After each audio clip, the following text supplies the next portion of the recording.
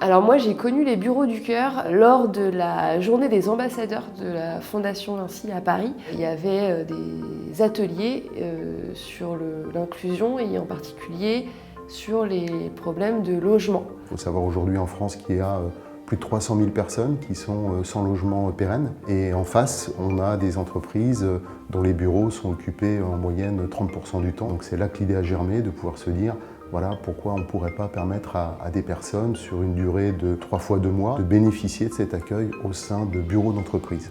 Je m'appelle Michael, j'ai 35 ans, je suis maraîcher à Optimisme Pont-Scorff.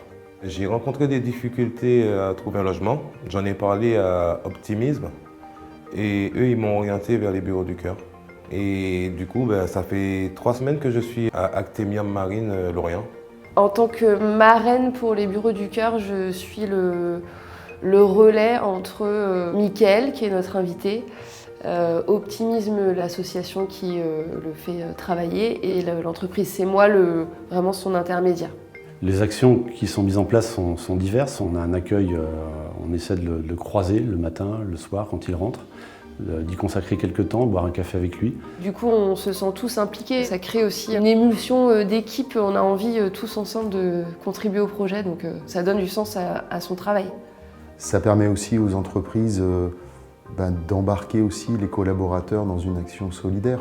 Au-delà de l'inviter dans nos locaux, c'est aussi suivre un petit peu son projet, son évolution, voir comment il progresse dans tout ça et là où il en est. Je ne me vois pas rester longtemps parce que je compte trouver mon appartement vite. L'objectif, évidemment, c'est que les personnes restent chez nous le moins longtemps possible.